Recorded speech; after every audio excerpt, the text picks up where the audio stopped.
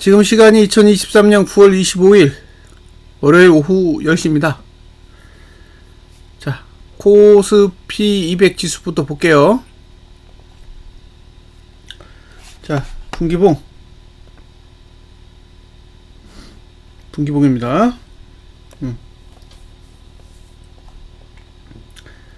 337.95 가냐 못 가냐잖아요. 시간은 이거래일이 남았고, 예, 비사벌가야님 반갑습니다. 예, 시간은 이제 이거래일이 남았어요. 그런데 이제 오늘 만약에 미국 증시가 내렸다. 그러면 내일 우리 증시 내릴 거고, 그럼 수요일 하루 남잖아요. 잘하면 예, 337.95를 안 가지 않을까.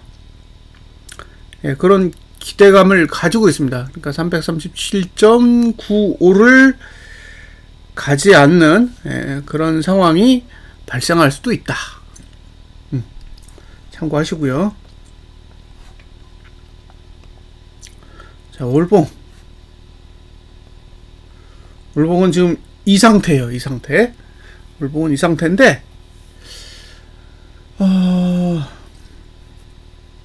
몇 가지를 좀 보고 넘어가자고요.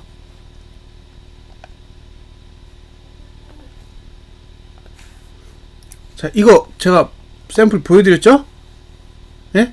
지난번에 보여드린 거잖아요. 2021년도 8월달 월봉입니다. 8월달 월봉.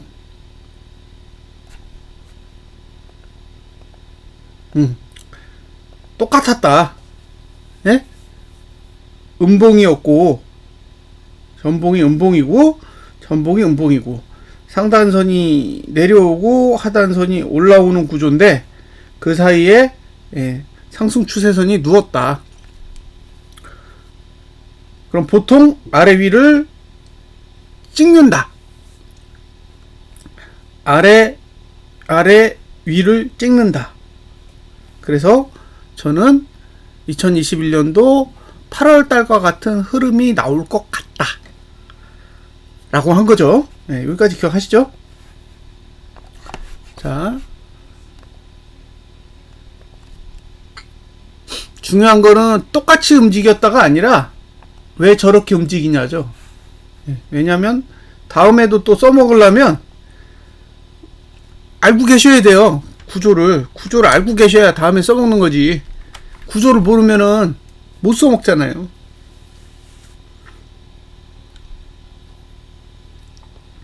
자, 상단선이 내려오고 하단선이 올라오는데 상승 추세선이 죽었다. 이거잖아요. 예? 이게 기본적인 구조라고요. 예, 오키도키님 반갑습니다. 그러면 중요한 건 뭐다? 순서죠. 그 다음에 마감이에요. 자, 밑으로 가서 여길 찍느냐, 위로 가서 여길 찍느냐, 그죠? 그 다음에 여기를 찍은 시간이 언제냐죠. 여기를 찍은 시간. 왜? 남아있는 시간을 알아야 되니까. 예? 여길 찍었으면 여길 돌아갈 시간이 필요하고, 여길 찍었으면 여길 돌아갈 시간이 필요하잖아요. 그러니까 마감을 여기서 하느냐 여기서 하느냐가 중요한 거니까 돌아갈 수 있는 시간이 필요해요. 지금의 케이스는 1번일까요? 2번일까요? 예, 이거 아니죠? 이거예요. 지금은 2번 케이스라고. 예, 올라가서 상단선을 찍고 내려와 있는데 남아있는 시간이 이거래일밖에 안 남았어요. 그러면 이거래일 동안에 여길 가지는 않을 거 아니에요. 예? 남은 이거래일 동안에 상단선까지 다시 가지는 않을 거라고. 그럼 여기서 얼마나 아랫꼬리를 그리느냐, 그게 관건인 거죠.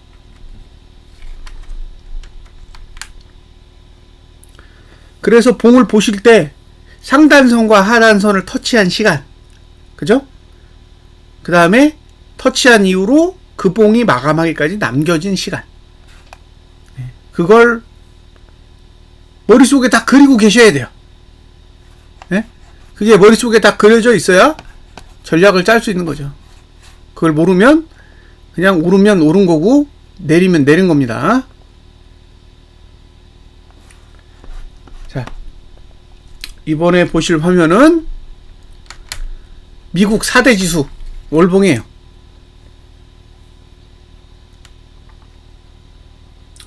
자, 이거는 S&P고 그 다음에 이거는 필반이고 이건 다우고 예, 이게 나스닥 100이에요. 자, 예, 프로바이오님 반갑습니다. 저가 깼고 저가 깼고 저가 깼죠? 안 깼네? 그죠?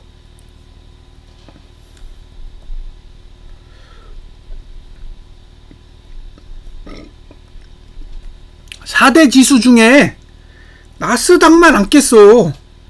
얘네 다 깼어요 지금. 그래서 깰 것 같아요.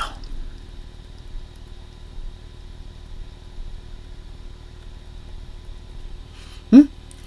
아니, 그래도 같은 나라에 있는 지수인데 세 개가 깼으면 나머지 하나도 깨겠지. 그래서 저는 남은 오거레일 안에 얘도 일단 깬다. 깨고 나서 반등을 할지 말지는 모르겠어요. 근데 일단 깰 확률이 높다라고 보는 거죠. 자, 여기까지. 일단, 예.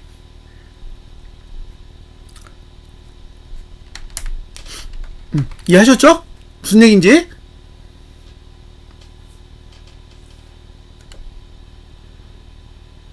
자, 9월 초에 했던 이야기부터 다시 짚고 넘어갑시다. 상단선이 여기 있다. 343.23인데 대충 343.3으로 잡고 전고점이 351입니다. 요게 매도다. 그죠? 자, 343.3에서 351 사이의 공간이 매도자의 영역이다. 331.64, 325.74 여기가 매수 영역이다. 매수할 거면 여기를 노리고 매도할 거면 여기를 노려라. 그쵸? 단 선물 만기일까지는 안 간다.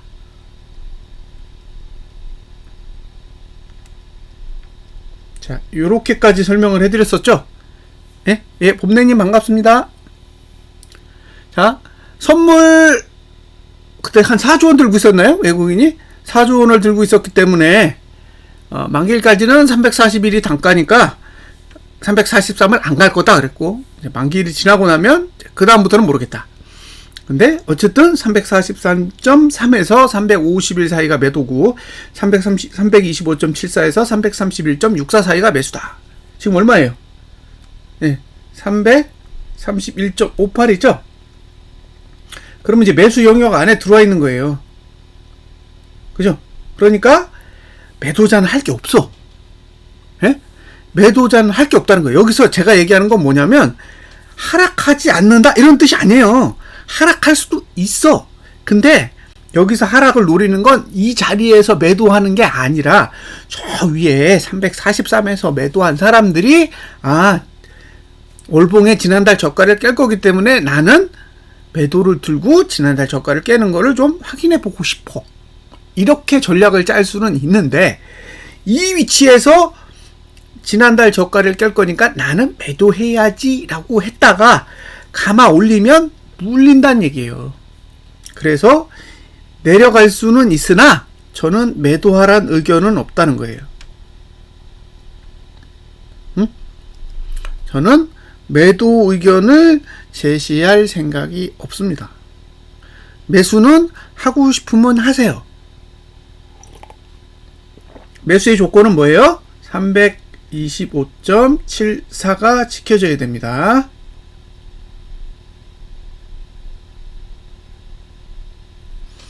됐죠? 네. 저는 말을 바꾼 적이 없습니다.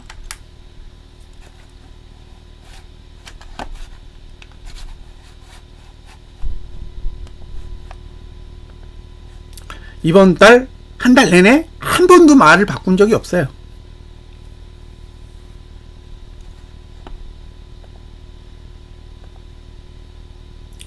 참고하세요.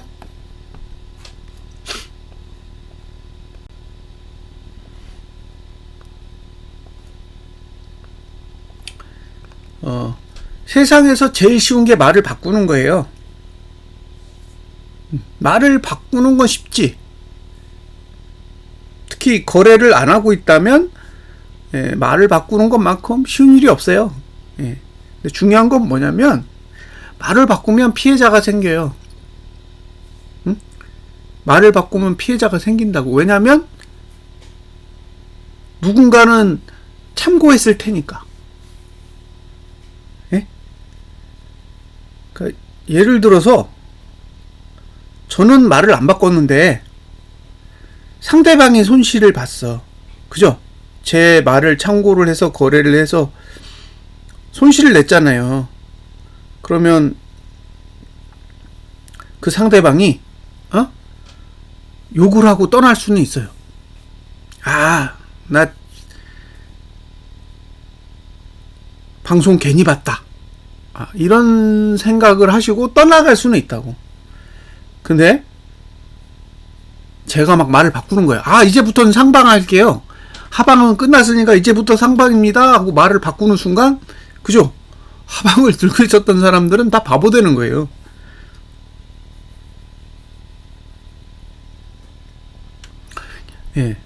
사람들은 말을 바꾸는 거에 대해서 별로 중요하게 생각을 안 하시는 것 같아요. 말을 바꾸면 엄청난 피해자가 생긴다라는 걸 너무 가볍게 생각하는 거지. 방송을 보면 뭐 증권사에서 나온 분들도 막 방송하고 그러잖아요. 그럼 분명히 저번 달까지는 하방이라 그랬는데 갑자기 이번 달부터 상방으로 바꿔요. 그런 분들이 있잖아요.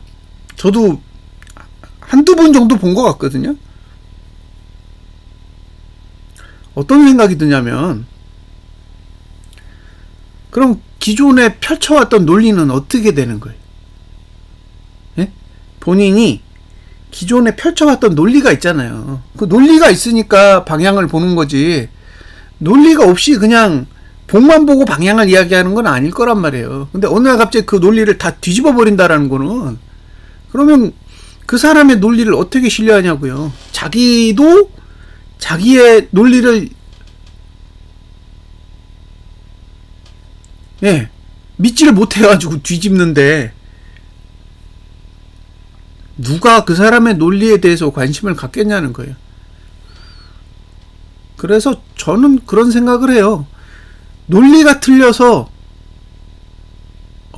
이 시청하시는 분들에게 미움을 사거나 비난을 받을 수는 있어도,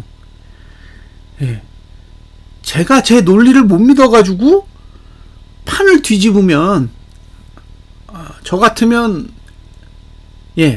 제가 구독자면 방송 안 볼 것 같아요.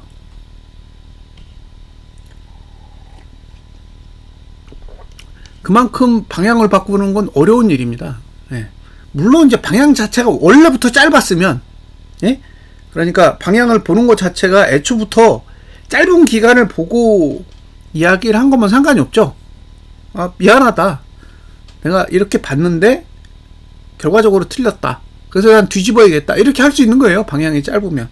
근데 롱으로 보는 사람은 방향을 뒤집을 수가 없어요. 욕을 먹지. 욕을 먹어야 돼요. 틀렸기 때문에. 근데 방향을 뒤집을 수는 없어요. 그러면 그 뷰는 못 쓰는 거예요. 다시는. 자,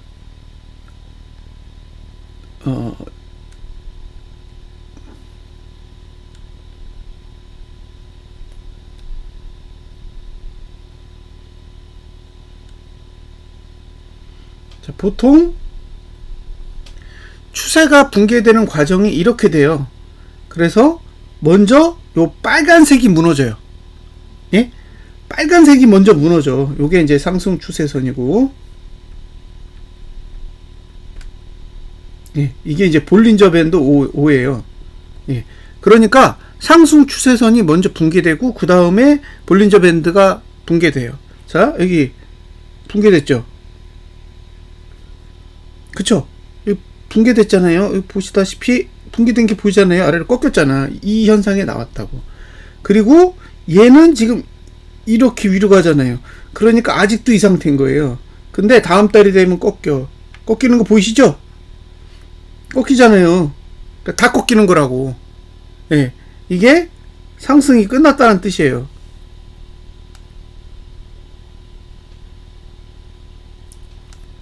그러면 어떻게 되느냐?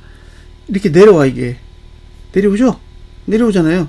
즉 하락 추세입니다. 그러니까 지금은 상승이 아직 남아있는 단계이지만 다음 달부터는 하락 추세 안으로 들어가는 거예요. 월봉이 이제 누르면 막을 방법이 없어요. 누르면 막을 방법이 없습니다. 그걸 알고 계시라는 거예요. 그러니까 반등은 여기까지 할 수 있는데 기본적으로 눌렀을 때 막을 방법이 없어요. 추세가 끝났기 때문에.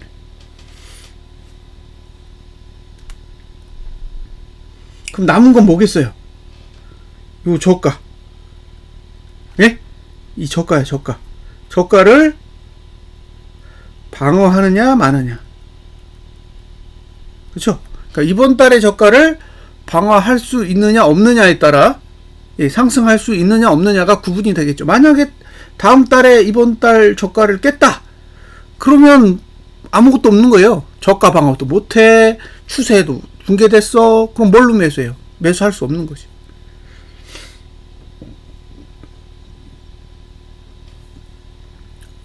자, 이번 달 2거래일 남았잖아요. 그러면 2거래일 안에 종가와 저가의 거리, 이게 얼마나 되느냐가 중요한 거예요. 이게 가까우면 가까울수록 붕괴하기 쉬운 거고 멀어지면 멀어질수록 지킬 수 있는 거잖아요. 그러니까 남은 이틀 동안 그걸 보시라는 거예요. 이번 주는 사실 이 거래밖에 없잖아요. 응? 이번 주는 이 거래밖에 없다니까. 1거래일 지났고 앞으로 이 거래밖에 안 남았어요. 목금이 휴일이니까. 그러니까 뭐 오늘 뭐 방송하는 게 뭐 엄청나게 긴 시간을 대상으로 하는 게 아니라 이틀 지나면 끝이에요. 자, 이대로 끝나면 하락 추세가 된다. 337.95 못 가면 분기봉도 망가지고, 이대로 끝나면 월봉도 망가지고, 다 망가지는 겁니다.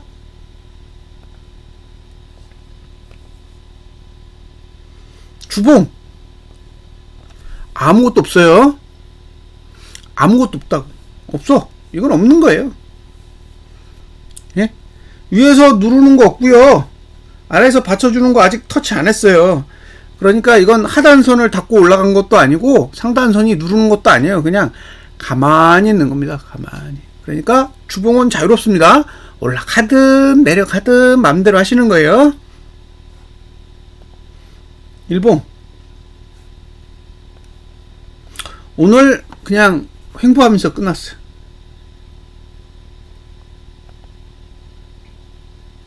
자,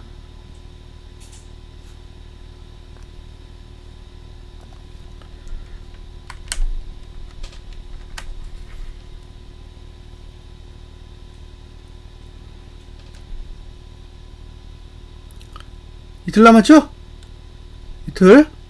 예, 고가만 낮추면 돼요. 하락하고 싶으면 고가만 낮추면 되는 거예요. 고가만 낮추면 된다. 하락하고 싶으면. 그러니까 이 고가 안 넘으면 하락이에요.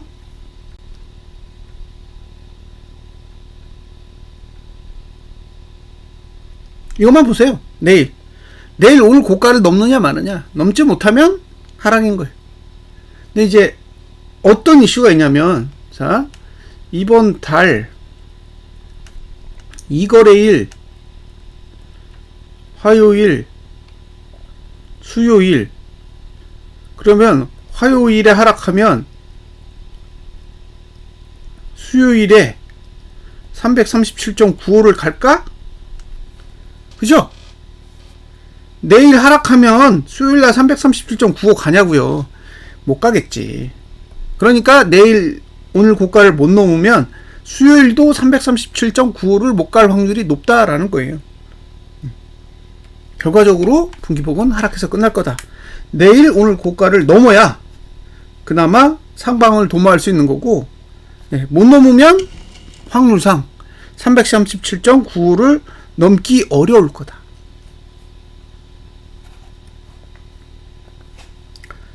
그러면 337.95를 갈 생각이 없으면 어디로 가겠어요? 325.74로 가겠죠. 그런 논리입니다. 자, 선물. 분기봉 하락하고 있습니다. 종가 하락 중이에요. 예. 지금 331.10이거든요. 331.10 선물이. 근데 지난달 종가는 얼마냐면 342.40이에요. 아니, 지난 분기. 그러면 11.3이 올라야 돼. 11.3. 예, 분기봉입니다. 이거 분기예요. 분기. 11.3이 올라야 돼요. 11.3. 코스피 200이랑 달라요. 선물은 11.3이 올라야 돼요. 11.3.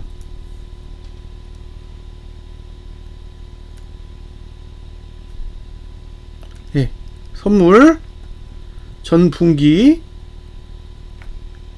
빼기 현재 종가 이렇게 빼면 11.3 나옵니다. 예. 그러니까 337.95 마이너스 331.58이잖아요. 이렇게. 예. 그러면 337.95 빼기 331.58 하면 여기는 6.37이라고. 근데 여기는 11.3이에요. 11.3. 이해되세요? 예? 지금 선물이 얼마나 올라야 되는지, 이게 어느 정도 차이가 있는지를 알고 계셔야 돼요. 그러니까 우리가 생각한 것보다 훨씬 더 많이 내려와 있어요, 지금. 예. 얘는 342.40이고 333.10이에요. 예. 그러니까 얘는 11.3이라고. 2배죠. 거의 2배잖아요. 예. 무슨 얘기예요? 급등이 나와야 돼. 얘만 상승하나? 코스피 200만 상승해요? 상승할 거면 선물도 상승해야 될 거잖아요. 그럼 지금 갑자기 붕 떠가지고 343까지 가냐고요. 갈까? 예? 붕 떠가지고 342까지 가냐고요. 가기 힘들 것 같은데요. 그러니까 저는 지금 구조에서는 남은 이 거래일 동안 11.3%를 올린다라는 거는 좀 어려워 보여요. 그래서 분기봉은 제 기준에서 보면 하락하는 게 훨씬 더, 예, 지금 상태에서는 맞는 게 아닌가. 그러니까 이대로 끝날 확률이 높아 보인다는 거죠. 특히 나스닥 100 지수가 지난달 저가를 안 깼기 때문에 그걸 깨기 전까지는 일단 상승은 보류할 가능성이 높아 보이는 거예요. 오르더라도 그거 깨고 올라오겠지. 그러니까 그 시간 200포예요. 200포. 공간이 한 200포 있습니다. 그러니까 200포 내리기 전까지는 상방으로 가기 힘든 거고, 만약에 여기서 200포를 내린다고 생각을 해보세요. 나스닥 100 지수가. 그러면 그걸 우리가 반영해야 되잖아. 자, 나스닥 100 지수, 필라델피아 반도체 지수, 다우 지수, S&P 지수가 지난달 저가를 다 깼는데 우리나라만 안 깬다? 조금 이상해 보여요.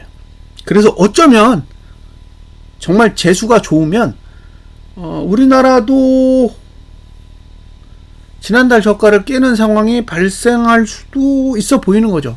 지난달 저가가 코스피 200은 325.74고 코스피 지수는 2482점 땡땡이에요. 그렇게 알고 있습니다. 그래서 잘하면 가능할 수도 있지 않을까? 그런 기대를 하고 있습니다. 남은 이제 이거래일이 남았는데 재수가 좋으면 그럴 수도 있다. 예, 여기 선물도 똑같습니다. 선물도 아래 위가 다 열려 있어요.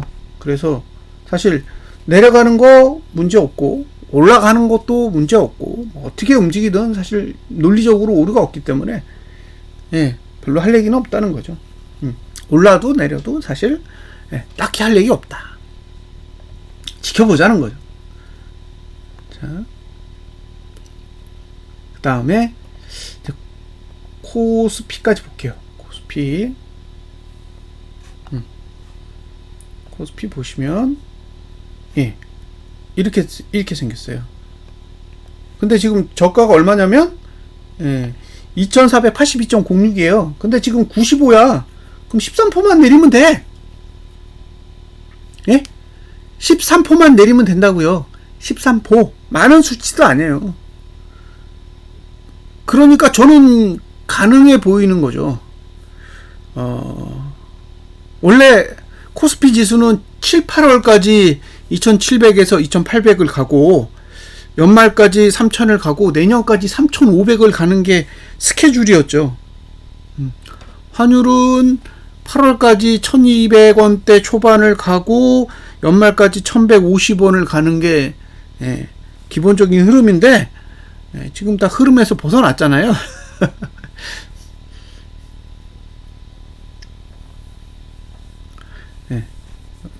우스갯소리입니다. 자, 2455.99를 깰 것 같지는 않아요. 2455.99를 깰 것 같지는 않고 2482.06은 가능하지 않을까 싶은 거죠. 2482.06까지는 가능해 보인다 라는 게 일단 그래서 코스피는 굉장히 가까워요. 생각하신 것보다. 그러니까 지금 코스피 200 지수의 분기봉 구조와는 완전히 다른 거예요. 코스피 지수하고는. 그리고 선물도 코스피 200보다는 덜해. 그러니까 지금 가장 고평가되어 있는 게 코스피 200 지수가 가장 고평가되어 있는 거죠. 선물이나 코스피 지수는 상대적으로 고평가되어 있지 않는데 어떤 사람이 한 얘기예요. 어떤 사람이 7, 8월에 2700에서 2800을 가고 환율은 1220원을 간다고 했는데 안 갔잖아요. 안 갔다고. 연말까지는 코스피 지수 3000을 가고 환율은 1150원을 간다고 했다고요. 근데 지금 환율은 1340원 쪽으로 가고 있고 지수는 안 오르고 있죠.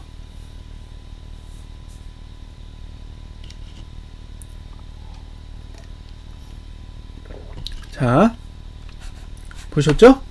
월봉 이거 저가 깨지면 끝이에요. 저가 깨지면 깨질까요? 저가가 2482.06이고 지금은 2495.76이에요. 진짜 가까워요. 지금 생각한 것보다 굉장히 가까운 위치에 있어요. 그래서 잘하면 코스피는 지난달 저가도 충분히 깰 수 있는 그런 위치에 있어 보여요. 여기는 또 하단선을 찍었어. 그죠? 코스피 지수는 찍었는데 코스피 200 지수랑 선물은 안 찍었죠.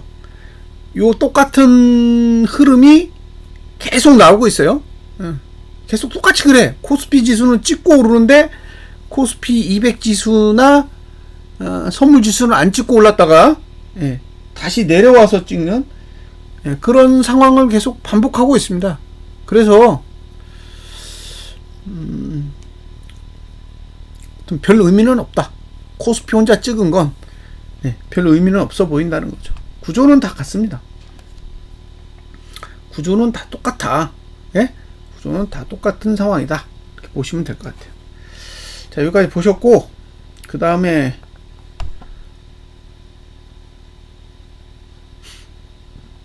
곧 벗습니다.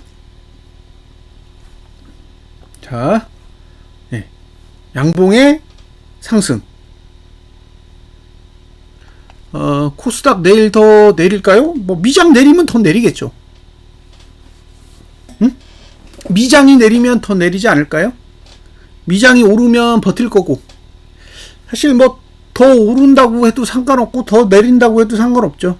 중요한 거는 월봉이 어느 정도의 아랫꼬리를 두고 끝나냐예요. 일단 저가는 깼다고. 그죠? 코스닥이 저가는 깼어. 저가는 깼기 때문에 아랫꼬리의 크기만 중요해요. 이틀 동안에 아랫꼬리만 안 만들면, 그러니까 지금 황금알림 같은 경우에는 이게 지금 내리는 것만 생각하잖아요. 안 올라도 결과는 똑같아요. 에? 지금 중요한 게 더 내려가지고 음봉을 크게 만드는 게 아니라 아랫꼬리만 안 만들어도 된다는 거죠. 왜? 그러면 월봉은 무너지니까. 이해되셨어요? 다음 달에 이번 달 저가만 깨면 되는 거지. 10월 달에 9월 달에 저가를 깨도록 만들어주면 좋은 거라서, 이게 내일 내렸다가 수요일날 급등해. 그거보다는 내일도 안 오르고 수요일도 안 오르는 게 더 좋은 거라고. 예? 그렇게 되면 아랫꼬리가 짧잖아요. 예? 아랫꼬리가 짧게 만들어진다고. 이해되셨죠? 무슨 얘기인지. 응? 그러니까 우리는 봉을 볼 때 상승과 하락의 개념으로만 보니까 이게 지금 머리가 아픈 거예요. 근데 상승과 하락의 개념보다 고가를 넘을 수 있느냐, 저가를 깰 수 있느냐의 측면에서 보면 가만히 있는 것도 나쁘지 않을 때가 있다고. 자, 폭락을 했는데 안 올라. 그럼 이게 상방에 유리한 거예요? 하방에 유리한 거예요? 하방에 유리한 거예요. 폭락을 했는데 안 오른다라는 거는 봉을 음봉 상태로 계속 유지하고자 하는 의지가 있는 거예요. 그래서 지금은 월봉이 지금 다 죽었다고. 죽었는데 죽은 상태에서 가만히 있어. 그럼 이제 사람들이 뭐라고 얘기하냐면, 왜 이렇게 안 올라?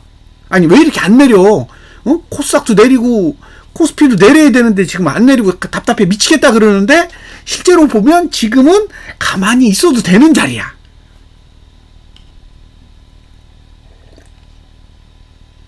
이해되세요? 그러니까 나한테 유리한 자리에 있을 때는 가만히 있어도 돼. 나한테 불리할 때는 움직여야지. 근데 이미 나한테 유리한 자리에 와 있는데 뭐가 문제예요? 안 오르기만 하면 된다니까. 코스닥은 안 오르기만 하면 괜찮은 자리예요.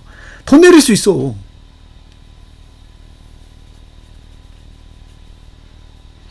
그러니까 내일 내리느냐 마냐보다 수요일까지 안 오르고 잘 버틸 수 있느냐, 그게 더 중요한 거죠. 자, 월봉. 월봉 보세요. 상도한 선이 다 왔잖아. 막말로. 그러니까 얘는 고가를 넘으면 좋은 거야. 예? 고가를 넘으면 좋은 건데, 요 고가 넘는 거에 배팅해서 매수할 수는 없다고요. 그러니까 홀딩은 가능하되 신규 매수는 없는 거지. 요걸 넘으면 좋겠지만 못 넘었을 때는 물리는 거니까, 여기서 신규 매수는 없고 홀딩은 해보자. 이 거래일 동안 이것만 넘어줘도 뭐 정말 좋은 거니까요. 매수가, 매도가 귀신 같죠? 매수가, 매도가 다 왔잖아요. 근데 지금은 매도가 근처에 있기 때문에 오르든 내리든 신규는 못해. 홀딩할지 청산할지 그것만 고민하셔야 된다는 거예요.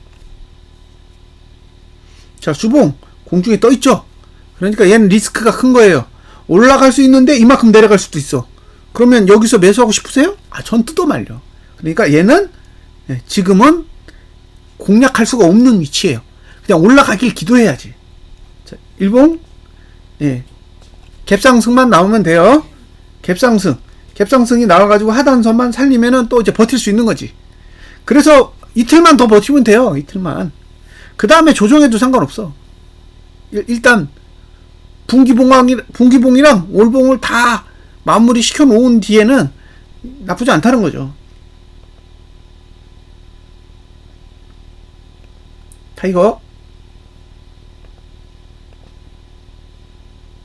자, 분기봉. 그쵸? 잘 가고 있습니다. 월봉. 예, 잘 가고 있어요. 이대로 가면 위가 열립니다. 열려요. 이건 위로 가겠다는 얘기예요. 예. 버티면 위로 가는 거예요. 나스닥 숏배팅 해놨어요. 오늘 코스닥 레버리지는 종가에 매수했어요. 레버리지를 살려면은 내일 아침 시가를 보셔야 되는데 급하셨네요. 자, 그 다음에 주봉은 공중에 떠있다고 말씀드렸어요. 이거는 매수하기엔 리스크가 너무 크고 매도가는 안 왔고, 그러니까 올라갈 수는 있는데 매수해서 가져가야 될 리스크가 너무 크니까 어쩔 수 없는 거죠.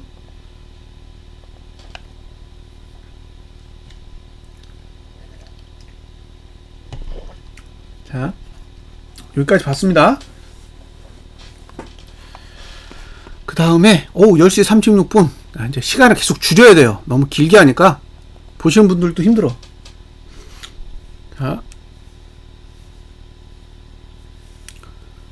글쎄요, 지금 들어간 거는 리스크가 있죠. 지금 위치는 리스크가 있어요.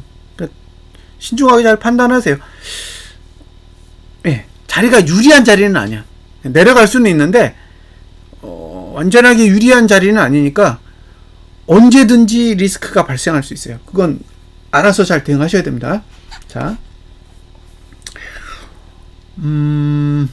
보여드릴게.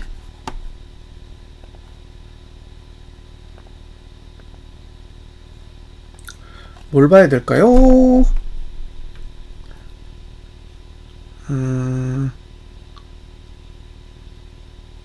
이주봉.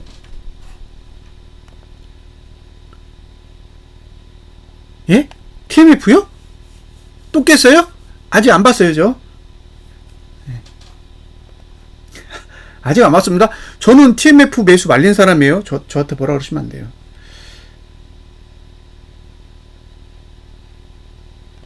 이거 보여드리려고. 자,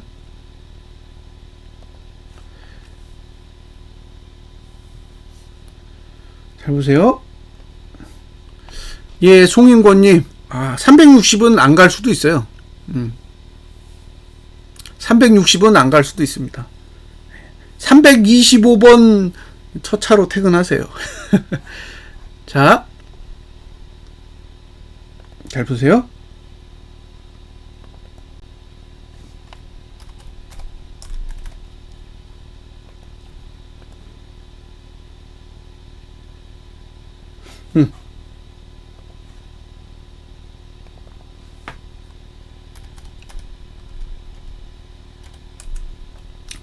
이거 설명하고 갈게요. 요거만. 이게 이주봉이에요. 이주봉. 예, 송인권님 반갑습니다. 이주봉. 예, 이주봉은 이주를 하나의 봉으로 만든 거예요. 별거 아닙니다. 자, 이주봉이에요. 이주봉은 주봉 더하기 주봉입니다.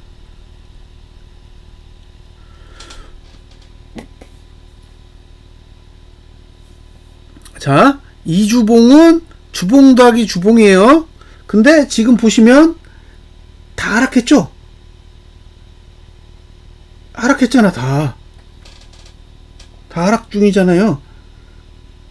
종가도 이렇게, 예, 잘 보세요. 여기가 지난주 저가야. 근데 얘가 하락해서 여기를 깨잖아요. 자, 329.12를 붕괴하면 저가 투자 심리도가 이렇게 내려가요. 그러면 얘가 깨지는 거예요. 325.74. 근데 얘가 8월 저가죠. 이제 이해되셨죠? 예? 여길 깨면 여기가 깨지는 거예요. 여길 깨면 여기가 깨진다. 그 얘기는 여길 지키면 사세요. 어? 그러니까 329.12를 지키면 매수야. 예? 지키면 매수라고요. 지금처럼 안 깨면 매수라고. 깨지면 여기 가는 거예요. 325.74. 예. 매도자는 이런 데서 한 사람은 그냥 이거 깨나 안 깨나만 보는 거고, 예. 여기는 이제 매수할 사람만 고민하는 거예요. 살까 말까, 살까 말까, 그것만 고민하는 거예요. 매도자는 이걸 깨면 여기까지 노리는 거고, 이걸 못 깨면 청산하면 그만이에요. 근데 여기서 막 매도하겠다고 이러면 안 돼. 오르고 조정 줄 때 신규 매수해도 되나요? 뭘요? 뭘 신규 매수해요? 네? 지금 하방은 못 본다니까요? 네? 지금 위치에서 하방은 못 들어가요. 하방을 노리긴 해도 하방을 들어갈 수는 없다고. 반대로 매수를 할 거냐? 지금 미장은 매수도 골치 아파요. 지금 미장은 매수도 골치 아픈 자리에요. 미장 보여드릴게요. 자, 미국 증시를 보여드릴게요. 지금 국내 증시는 일단 다 봤죠? 제가 종목 한두 개만 더 보여드리고 갈게요. 종목 한두 개만. 종목을 볼 게 있어요. 네. 뭘 볼 거냐면, 자, 제일 먼저 볼 거, 삼성전자. 삼성전자 얼마죠? 7만, 6만 이거다. 자, 삼성전자입니다. 삼성전자.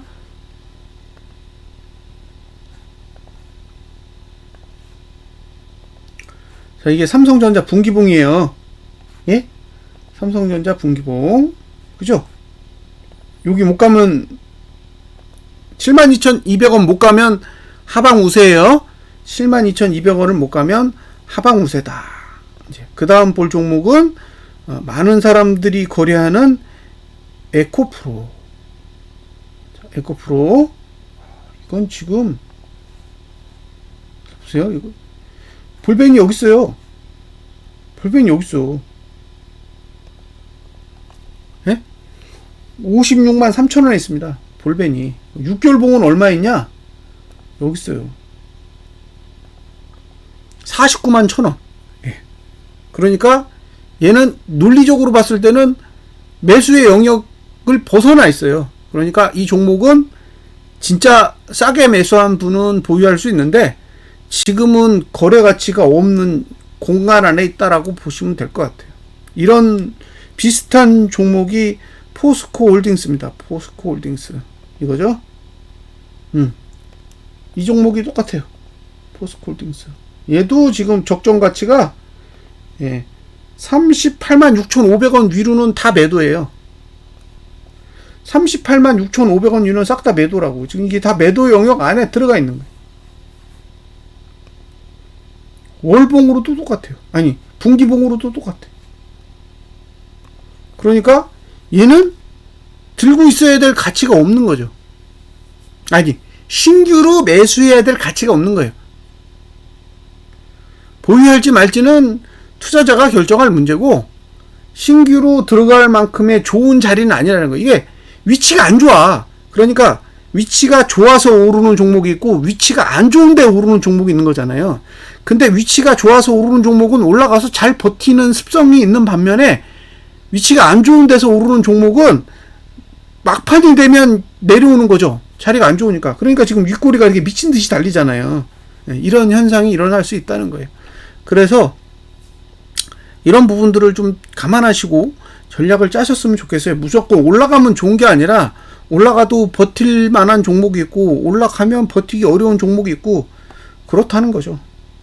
그리고 최근에 종목 한 2개만 더 볼 건데 이게 뭐지? 이게 LG화학인가? 잠깐만요.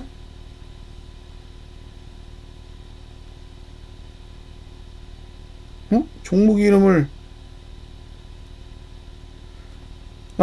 삼성 SDI요. 삼성 SDI. 삼성 SDI인데 이게 개꿀 종목이죠. 개꿀 종목. 개꿀 종목이에요. 예. 매수하면 물리는 개꿀 종목입니다. 잘 보세요. 이 저가만 보여드릴게요. 저가만 보시면 이렇게 가다가 이게 다운됐죠. 그러니까 얘가 여길 깨야 된다고요. 이해되세요? 얘는 여길 깨야 정상이에요. 그러니까 46만 2,500원을 깨야 정상적인 종목이라고요. 그래서 제가 이거 동영상 올려드렸잖아요. 이거는 적극적으로 매수를 하실 봉은 아니라고. 기다려보면서 냄새를 좀 맡아보셔야 돼요. 포스코홀딩스도 보여드렸죠? 얼마나 심각한지. 안 봤나? 봤죠? 봤어요. 그 다음에 LG화 이것도 비슷한데 얘는 오류는 없어요. 오류는 없는 상태고 SDI랑 거의 비슷하게 움직이고 있어요. 그래서 쉽지 않아 보인다는 거죠. 이런 종목들 이게 지금 월봉이 끝나가고 있는데 음봉으로 끝나잖아요. 그러니까 월말이 안 좋다는 거지. 느껴지시죠? 2거래일밖에 안 남았어. 2거래일밖에 안 남았는데 이렇게 음봉으로 끝난다라는 거는 다음 달에도 저가 방어는 쉽지 않을 거라는 거예요. 그래서 지금 배터리 관련 주식들은 좀 신중하게 보셔야 되지 않나라는 생각이 들어요. 신중하게 봐야 된다. 그러니까 올라가면 오히려 반도체가 올라가겠지. 배터리가 올라가기는 쉽지 않아 보인다는 거죠. 자, 그리고요. 쪼로로로 올라가서 뭐 하나 보여드리려고 그랬는데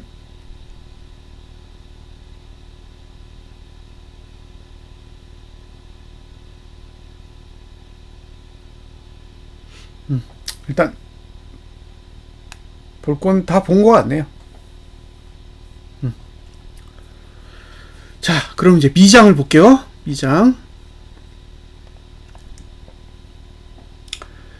미장을 볼 건데 제일 먼저 볼 게 뭐냐? 나스닥 선물입니다. 나스닥 선물에 이게 선물이거든요. 이주봉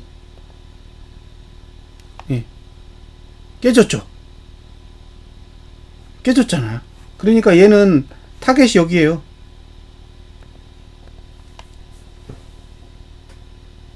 응? 타겟이 여기라고. 그죠? 이렇게 꺾였잖아요.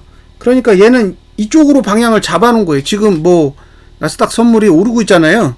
오르고 있는데 가고 싶은 자리는 지난달 저가라는 거예요. 지난달 저가. 이건 오르든 내리든 상관없이 이미 방향은 저쪽으로 잡아놓은 거예요. 그러니까 저는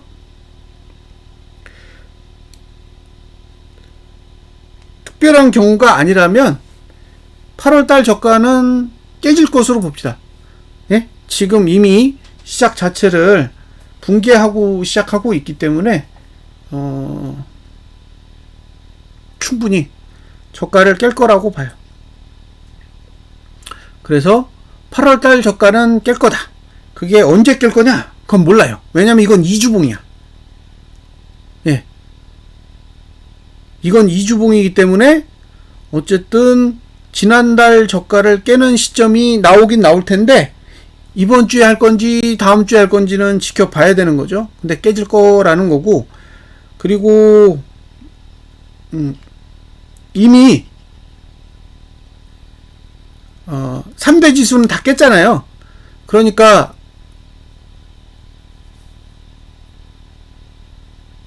나스닥 100도 어느 정도는 발을 맞추지 않을까라고 봅니다. 근데 그 시점은 좀 고민을 해보셔야 돼요. 이건 깰 거라고 보는 거예요, 저는. 그리고 지금 이게 하나, 둘, 셋, 넷, 다섯 11월이잖아요. 와, 이거 거래량 봐봐. 다 영구간이에요. 다 연구원이에요. 그러니까 얘가 지금 위로 올라가면 난리 나는 거예요. 예? 얘가 거래량을 늘면 아래쪽으로 엄청나게 열리는 거예요. 여기까지 열 거예요. 여기까지. 11,000. 네? 11,000까지 열 수 있어요. 이게 이제 거래량이 두 번만 터지면. 응? 하나, 둘. 그러니까 이주봉 두 개로 거래량을 연속으로 두 번만 늘릴 수 있으면 저는 여기까지는 개방된다고 봐요. 11,000대까지는. 아직은 개방이 안 돼 있어요. 아래쪽에 있으니까. 근데 거래량 구조는 되게 좋아요. 자, 다음부터 보겠습니다. 다음부터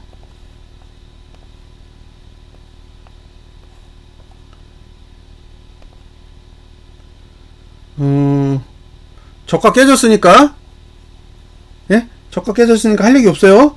예? 이건 이제 말일까지 지켜봐야 되고, 저가 깨졌잖아요. 이제 할 얘기 없어. 예? 지금은 일봉은 낙폭과대예요. 일봉은 낙폭과대인데 주봉도 저가를 깼고 일봉도 아니 월봉도 저가를 깬 상태라 뭐 이번 주는 그냥 지켜보셔야 돼.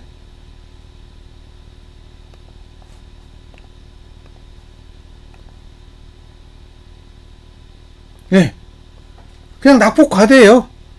낙폭과대인데 근데 저가 깨졌고 저가 깨진 상태잖아요. 그러니까 오늘은 반등 여부만 보셔야 돼. 반등 여부만. 매도는 못해요.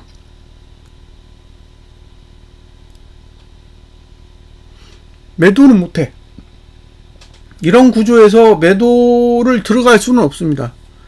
너무 낮은 위치에 있는 거예요. 다만 이게 매수할 수 있냐도 애매한 거예요.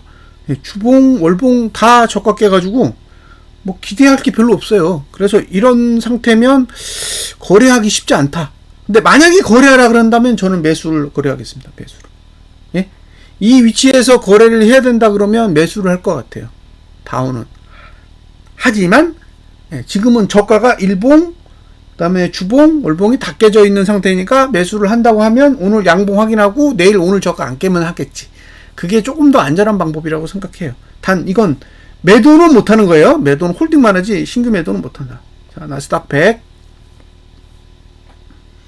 예, 똑같은 구조예요. 똑같은 구조야. 얘는 이격은 해소하고 떨어져야 되니까 14,725 여기까지는 와야 돼요. 14,725까지는 와줘야 떨어질 만한 환경이 되는 거죠. 14,725 그리고 주봉으로 봤을 때는 이 정도까지는 와줘야 하락하기 좋아요. 14,765 네. 그러니까 하락하려면 올라야 되는 그런 상태라 저라면 이걸 보고 하방을 생각하지는 않을 것 같아요. 신규 하방은 글쎄다라는 거고요. 여기를 깨느냐, 그죠? 여기. 예. 지금 구조로는 깨는 구조를 만들어 놓은 거예요. 그러니까 얘가 오르든지 내리든지 뭐 오늘 14,765를 간다고 해도 저는 올라갔다가 다시 내려와서 깰 거라고 보여져요. 예. 다시 내려와서 깰 거다. 그러니까 어찌됐든 8월 달에 저가를 이번 주든 다음 주든 이주봉은 깨려고 구조를 만들어 놓은 거니까 깨질 확률은 충분히 있다라고 보는 거죠. 단 이게 매도로 들어갈 자리 없어요. 이거는 매도로 들어갈 자리가 없는 구조예요. 이미 버스 다 떠났어. 됐죠?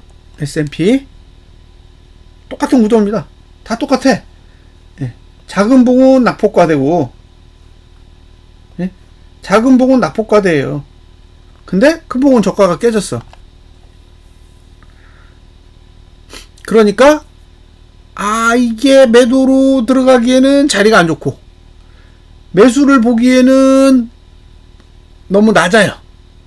그러니까 어차피 매도는 안 보는 게 좋고 매수를 보실 거면 오늘 양봉 확인을 하고 내일 고민해 보시는 게 오히려 정신 건강에 좋을 겁니다. 매도는 아니야. 매도는 내려가기를 바랄 수는 있어도 신규로 들어가기에는 리스크가 너무 커요. 삭스 다 똑같습니다. 예, 다 동일한 구조를 가지고 있어요. 예, 그러니까 내리더라도 올라야 내릴 수 있는 그런 형태를 가지고 있다라고 보시면 될 것 같아요. 중요한 거는 분기봉 종가를 회복하느냐 회복하지 못하느냐예요. 그런데 미국은 5거래일이에요. 네? 우리가 3거래일이지 미국은 5거래일이라고요. 그러니까 우리는 3거래일 중에 1거래일을 썼어요. 오늘 이미 협의했다고. 근데 미국은 아직 5거래일 하나 나선 거잖아요. 그러니까 5거래일 동안 움직일 거라서 변동폭이 좀 있을 수가 있어요. 예?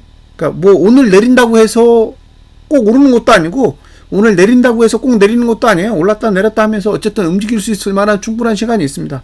단 지금의 위치는 매도자에게는 절대적으로 불리한 위치예요. 예? 지금의 위치는 매도자에게 불리하다. 그러니까 불리한 거를 알고 계셔야 되고, 다만 불리함에도 불구하고 저가가 깨졌잖아요. 예, 주봉 저가도 깨졌고 이주봉 저가도 깨졌기 때문에 이게 이제 가격적인 문제가 해소되고 나면 다시 내려올 가능성도 충분히 있다는 거죠.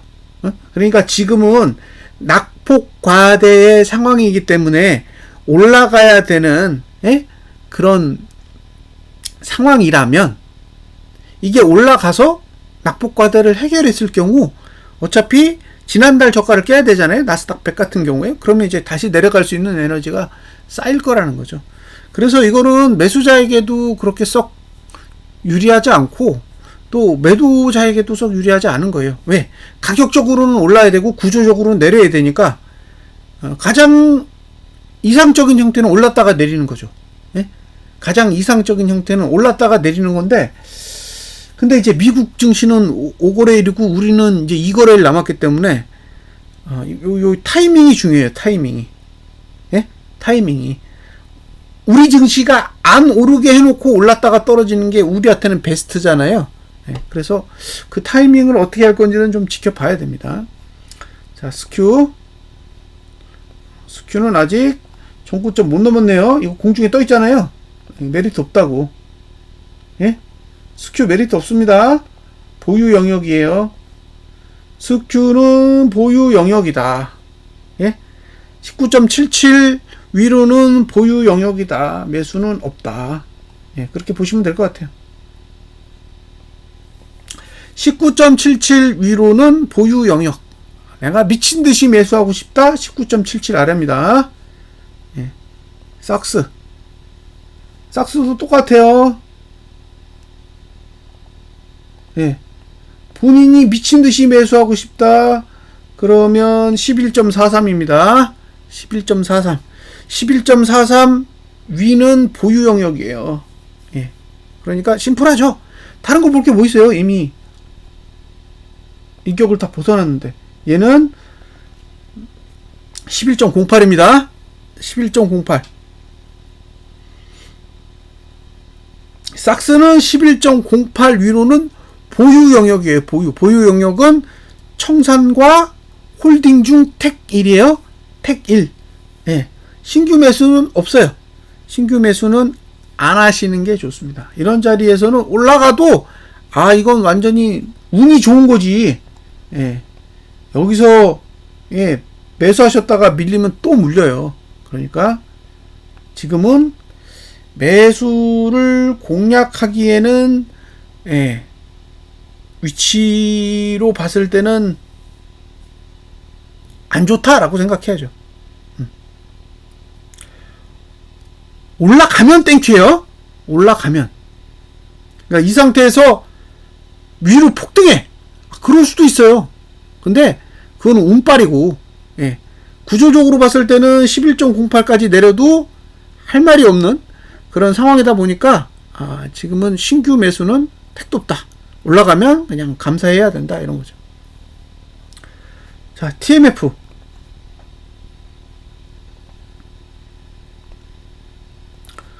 어, 제가 제일 욕 많이 먹었던, 예, 종목이에요. 다른 종목은 틀려도 막 그렇게 욕하는 사람이 없는데, 이 종목은 왜 이렇게 아는 사람이 많은지, 예, 말이 많더라고요. 예. 지금 얼마예요?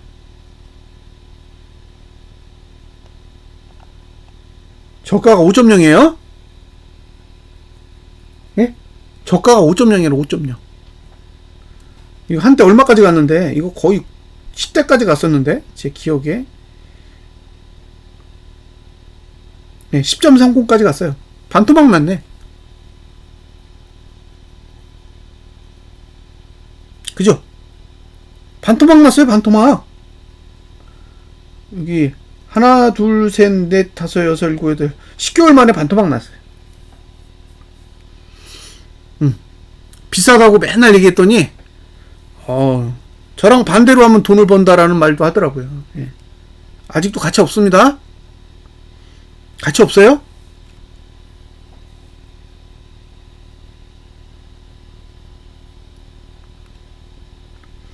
월봉이 이렇게 끝나면 무슨 가치가 있겠어요? 예. 더 비싸게 사는 한이 있어도 지금 가격은 제가 봤을 때는 가치가 없어요. 그러니까 저가를 지키는 힘이 있어야 올라가잖아요. 예? 상승을 한다라는 건 저가를 지킨다라는 게 전제돼야 돼요. 그러니까 맨날 오르고 내리는 것만 보지 저가를 깼는지 지켰는지를 안 보니까 그런 거죠. 근데 저가를 지켜야 된다는 거예요. 저가를 지키고 고가를 넘어야 돼요. 저가를 지키고 고가를 넘어야 된다고. 그러니까 저가 상승, 고가 상승 이런 식으로 상승을 해야 좋은 봉인데 지금 뭐 주봉도 저가 하락, 종가 하락, 아니 저가 하락, 고가 하락 이런 식으로 내려가고 있고 월봉도 고가 하락, 저가 하락 이렇게 내려가고 있잖아요. 그러니까 봉이 내려가고 있는데 맨날 가격이 싸다고 매수를 외쳐본들 무슨 의미가 있냐는 거예요. 예. 아직도 아닙니다. 이거 아래꼬리 얼마나 갚는지만 봐야 돼요. 얼마까지. 싸긴 싸다. 그죠? 싸긴 싸잖아요. 근데 답이 없어. 예. 답이 없어요.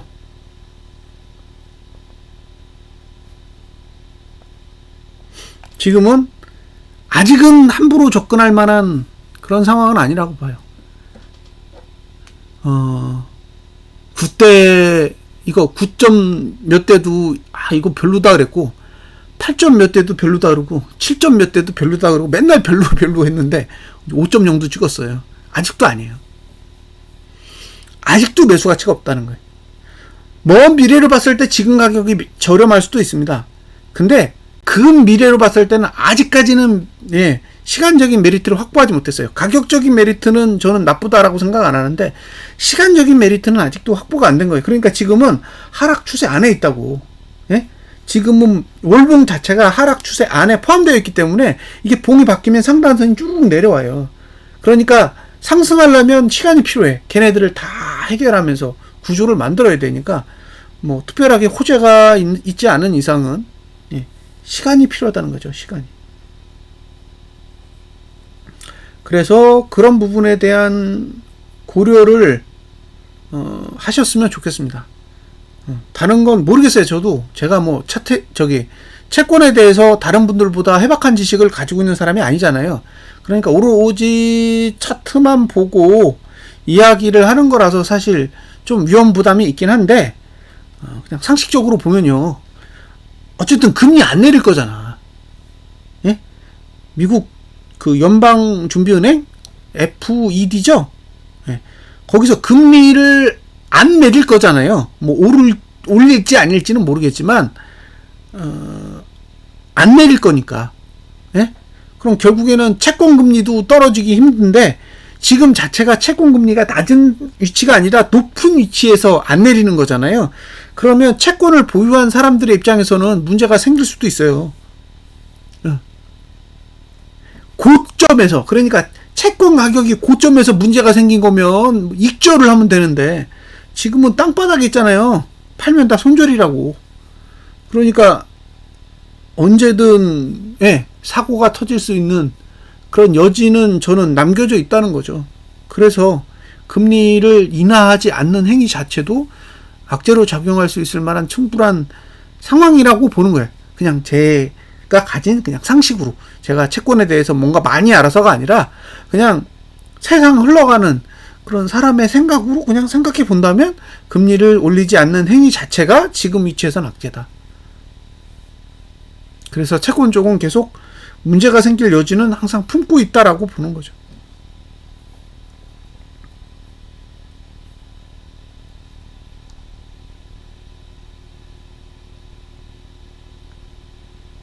자, 그렇고요.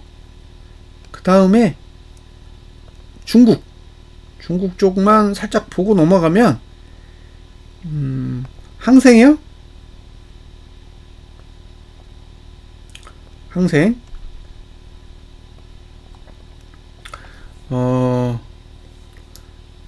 이제 어떤 이야기를 하냐면, 이게 지금 계속 오르고 내리고 하잖아요.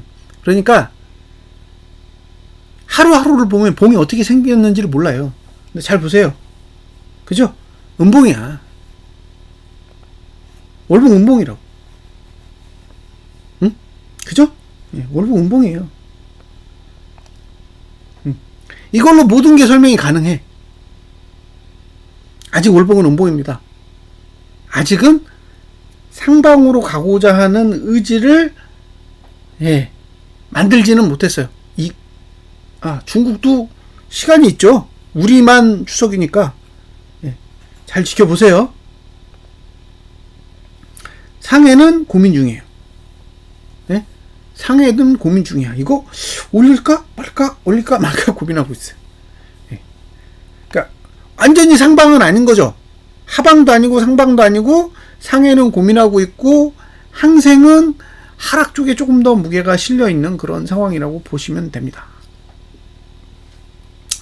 그 다음에 심심풀이로 채권만 한번 보시면, 채권 보실 때 얘는 6개월 봉을 봐야 돼요. 6개월 봉. 그것도 이거 일목으로 보시면, 내가 지금 이 전고를 넘었잖아요. 전고를 넘었어요. 그래서 여기 보시면 후행 스팬이 올라탔어. 기준선 26 올라탔잖아요. 그러니까 여기서 이게 해결이 안 되면 얘는 목표가가 어디까지 열려 있냐면 이렇게 돼 있잖아요. 여기까지 열려 있다고. 이게 6까지 열려 있어요. 그리고 이게 내년 상반기까지 따지면 여기까지 5.9까지 열려 있습니다. 5.9. 이해되세요? 무슨 얘기인지? 그러니까 얘가 안 떨어지면요. 예? 자, 이 얘기는 올해 금리를 올려. 예? 올해 금리를 올려요. 채권 말고 연준에서 금리를 실제로 인플레이션을 잡기 위해서 올리면 터진다는 얘기예요. 그죠? 왜냐하면 금리를 올리면 채권 금리는 안 떨어질 거거든. 예? 그러니까 금리를 안 올리면 여기 오르다가 떨어질 수도 있고 아니면 오를 수도 있는데, 실제로 금리를 올리면 어쨌든 다 반영해야 되잖아요. 그러면 얘가 지금 갈 수 있는 폭이 맥스로 보면 6.3까지도 갈 수 있다고. 채권 금리가. 예? 5.9도 가능하고 6.3도 가능해요. 지금 4.5야. 그럼 어떤 일이 일어난다는 거예요? 저는 잘은 모르겠지만 6이 넘어갔다. 그럼 나라가 휘청이는 거예요? 예? 6이 넘어가면 나라가 휘청이는 거예요. 6. 그러니까 지금 이 5.9, 6.3 이 수치는 미국이란 나라가 휘청일 만한 일이 벌어진다는 거지. 그렇게 생각해요. 2011년 11월 달에 이태리 국채가 7% 찍은 적 있어요. 예. 이태리 국채 7%. 그러니까 지금 이게 이만큼 열린다라는 거는, 이건 뭔가 좋은 건 아니에요. 그러니까 다시 내려가든가 아니면 사고 터지든가. 예, 이거 6.3 가면 미국 난리 났다는 얘기입니다. 이게 갈 일은 없겠지만 저길 가면 난리 나는 거예요. 예, 미국이 어떻게 6.3을 가요? 근데 차트로는 열려 있다는 거예요. 여길 골드 내면, 여기까지 열리는 거예요. 여기까지. 6.3, 5.9. 그러니까 뭔가 심상치 않은 일이 일어날 수도 있는 환경 안으로는 들어온 거죠. 심상치 않은 일이 터질지 안 터질지는 모르겠지만 하여튼 그 안으로 들어오긴 했다는 거예요. 지금 위치가 뭔가 사고가 터져도 할 말 없는 위치까지는 들어왔다는 거죠. 반면에 영국은 고민해요. 영국은 아직 안 들어갔어. 들어갔다가 나왔죠. 이 고민하잖아요. 그러니까 지금 계속 왔다 갔다 하면서 이걸 넘을까 말까 하는 거죠. 영국이 저길 넘어가면 어딜 가야 돼요? 영국은 여기에요. 여기. 예? 미국이랑 급이 달라. 얘는 목표가 여기에요. 9예요, 9.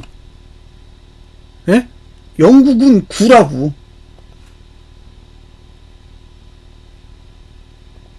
7.9에서 9. 그 난리 난다는 거죠. 여길 넘어버리면 예, 난리 난다는 거예요. 그러니까 올해 말 이제 3개월 남았잖아요. 이거 채권금리 안 떨어지면 내년에 난리 난다는 소리예요. 그죠? 예? 얘가 올라타 버리면 얘가 지금 이렇게 위로 후행스팬이 기준선 26으로 올라가 버리면 내년에 난리 날 수도 있다고. 영국이나 미국이나 똑같은 그런 환경에 있습니다. 그래서 채권 쪽은 좀 확인을 하시는 습관이 저는 필요하다고 봐요. 예? 뭐 지금이 TMF 싸 이런 수준이 아니라는 거지. 지금 얘가 노리고 있는 그 목표치 자체가 어마무시해요.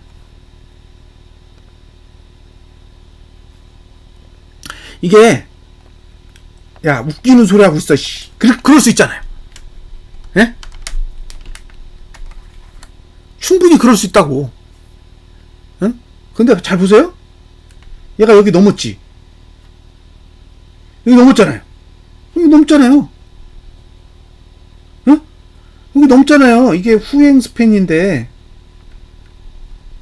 후행 스팬이 기준선 26을 넘으면 여기 선행 스팬 2까지 갔잖아요. 간다니까? 가니까 문제인 거예요. 제가 뭐 이거 안 가면 그냥 이거 무시하세요 라고 할 수 있는데 가는 상황이 발생하니까 똑같이 여기 깨고 이거 갔잖아요. 아니에요? 갔잖아. 그러니까 실제로 가는 현상이 발생하기 때문에 제가 부담스러워 하는 거예요. 그러면 분기봉이 갔는데 반기봉은 안 가? 갈 수 있잖아요. 응? 여기 돌파했잖아요. 1번. 여기 돌파하잖아요. 2번. 그러니까 지금 국채 상황만 보다가 엄청나게 심각한 위치에 있는 거예요. 어마무시한 거라고 지금. 예? 이게 장난이 아니라 뚫을 수 있다고요.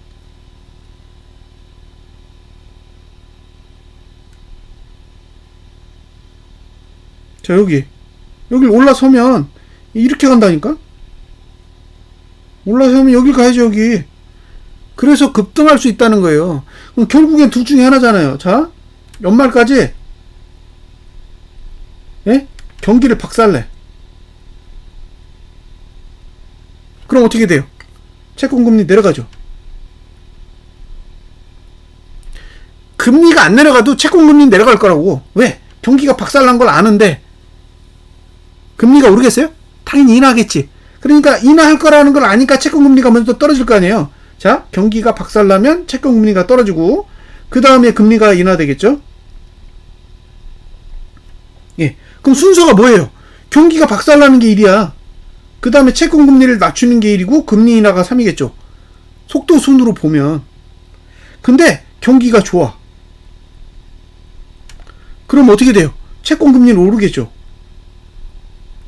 왜냐면 금리 인하가 없으니까. 예? 금리 상승이 아니라 금리 인하가 없다고. 예? 경기가 호조면 금리 인하할 가능성이 없잖아요. 왜? 인플레를 잡아야 되니까. 그럼 이 순서대로 보는 거예요. 경기 호조면 인플레를 잡을 수가 없고 금리 인하를 안 할 거니까 채권 금리는 올라. 채권 금리가 오르면 이 구조를 벗어날 수가 없어요. 이 골든한 걸 벗어날 수가 없으니까 얘는 사고 터지고 일로 가야 돼. 그러니까 채권 금리가 급등해야 된다고요. 금리랑 상관없이 채권 금리는 급등해야 된다고. 왜? 구조가 이렇게 만들어져 있으니까. 그러니까 경기 호조가 아니라 경기를 박살내가지고 금리 인하할 수 있는 기대감을 가지고 채권 금리를 끌어내리는 수밖에 없잖아요. 그러면 얘가 터지든 둘 중에 하나는 터지지 않겠어요? 경기가 박살나든가 아니면 채권 금리가 급등하든가. 그럼 채권 금리가 급등하면 증시가 오를까? 이걸 생각해 보시면 돼요. 경기가 박살나면 증시는 내릴 거예요. 그죠? 이건 우리는 알잖아. 경기가 박살나면 증시가 내릴 거라는 건 알아요. 그러니까 이건 하나인데, 경기가 호조인데 증시가 내릴까? 안 내리잖아요. 근데 증시가 호조면 일반적인 관점에서는 증시가 오르는 게 맞는데, 문제는 증시가 호조인 상황에서는 인플레는 못 잡아요. 그러면 증시가 호조인 상태에서 채권은 급등할 거라고. 그죠? 채권 금리가 급등할 거 아니에요. 증시도 오르고 채권 금리도 오르는 상황이 발생할 거라고. 그러면 어느 게 가짜냐는 거예요. 채권 금리가 오르는 게 가짜일까? 증시가 오르는 게 가짜일까? 둘 중에 하나는 가짜일 건데 이제 그걸 잘 판단하셔야죠.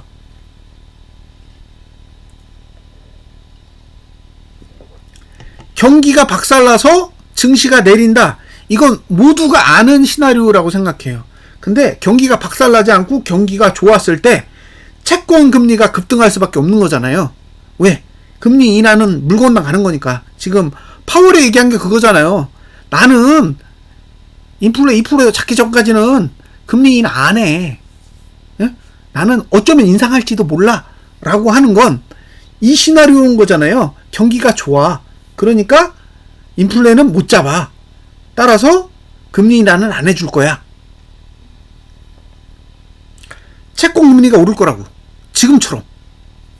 지금 오르잖아요.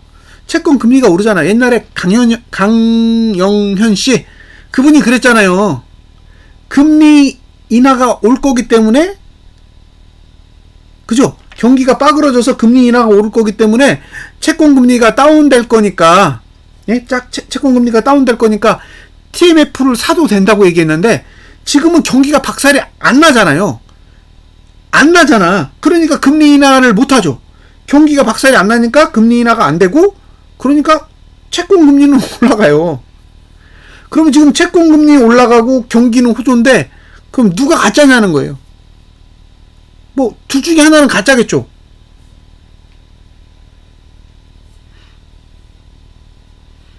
근데 증시는 인위적으로 올릴 수도 있고 내릴 수도 있잖아요. 근데 채권은 금리랑 연동이 돼 있기 때문에 마음대로 못 해. 그죠?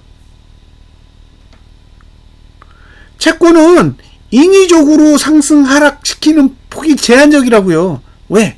어차피 금리에 연동이 돼 있으니까. 예? 정책 금리에 의해서 영향을 받는 거잖아요. 금리를 인하하면 뭐 때려 죽여도 채권 금리는 내려가는 거고, 금리를 인상하면 때려 죽여도 채권 금리는 올라가는 거잖아요. 그러니까 채권은 거짓말을 할 수가 없다고. 그죠? 채권은 거짓말을 할 수가 없어요. 거짓말을 해도 금세 회복이 돼. 왜? 어차피 금리에 수렴하니까. 그러니까 경기 호조면 증시도 오르고 채권 금리도 오르는 거예요. 채권 금리 오르면 난리 나는 겁니다. 지금 이 구조에선 채권 금리가 오르면 어마어마하게 오를 수 있는 환경이에요. 눌러야 돼. 예? 지금 상태에선 채권 금리를 눌러야 된다고요. 이대로 가면 영국은 9%대 찍어야 되고 미국은 7%대 찍어야 되는데 이게 정상적인 상황이냐고요. 전 아니라고 봐. 채권금리를 어떻게 7%를 찍어요? 미국이. 어? 영국은 9%를 찍어야 된다니까? 그럼 무슨 일이 터지겠어요? 국채금리가 9%를 찍으면 그게 정상적인 나라예요? 7% 찍으면? 난리 나는 거 아니에요? 제 상식으로는 미국이 7% 찍으면 난리 날걸요? 거의 저는 전 세계 공멸이 온다고 봐요. 미국의 채권금리가 7%를 찍었다. 그럼 우리나라 금리는 얼마야? 예? 그럼 우리나라 영끌한 사람들은 어떻게 돼요? 다 죽어요, 다. 다 죽는다니까? 그거 어떻게 감당해요? 지금 4.5도 감당이 안 되는데 7을 어떻게 감당하냐고요?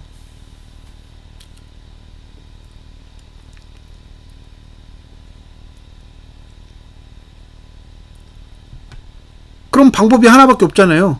채권금리를 눌러야 돼. 예? 지금은 무슨 일이 있어도 채권금리를 눌러야 돼요. 7% 안 가게. 눌러야죠.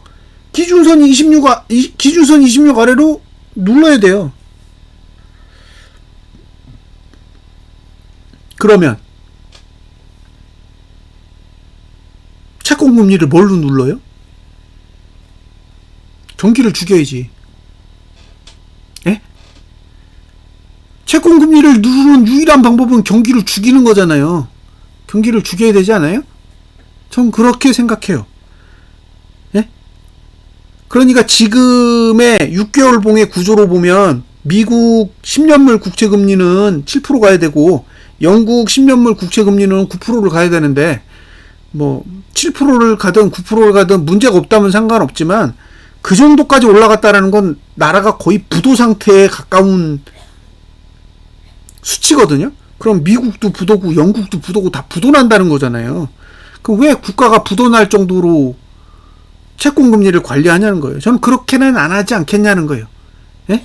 그러니까 채권금리가 7%를 가고 9%를 간다고 생각하는 게 아니라 결국은 눌러야 된다는 거죠.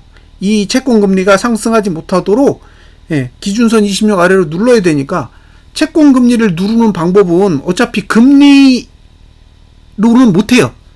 예? 금리로는 못한다. 그러니까 금리 인하를 해가지고 채권금리를 잡을 방법은 없다고. 그건 쓸 수가 없는 거잖아요. 경기가 좋으니까. 그러니까 반대로 얘기하면 경기를 죽여야 돼. 경기를 죽여야 금리를 인하할 수 있는 명분을 얻고 명분이 생겨야 채권 금리를 누르죠. 그러니까 순서가 1. 경기를 조진다. 2. 그걸 가지고 금리 인하에 대한 기대감을 만든다. 3. 그걸로 채권 금리를 다운시킨다. 예, 이게 지금의 채권 금리를 누르는 방법이고 그게 안 되면 그냥 경기는 호조고 채권은 급등하고 나라는 작살난다. 예? 이게 두 번째 시나리오예요. 그러니까 미국 경기가 좋아? 그래서 인플레를 못 잡아? 인플레를 못 잡으면 채권 금리는 계속 올라 7%까지 가. 예. 이게 이제 국가적인 문제. 그죠? 국가적인 위기로 가는 시나리오잖아요. 채권 금리 상승에 의해서 국가적인 위기로 가는 시나리오고 그렇게 가기 싫으면 경기를 작살내. 의도적으로 경기를 죽이는 거죠. 경기를 죽이면 금리 인하를 할 수 있는 명분을 얻고 그걸로 채권 금리를 눌러. 그러면 채권 문제는 안 생기죠. 그러니까 둘 중에 하나예요. 채권 금리 폭등해가지고 나라가 작살나든가 아니면 경기를 죽여서 채권 금리를 죽이든가.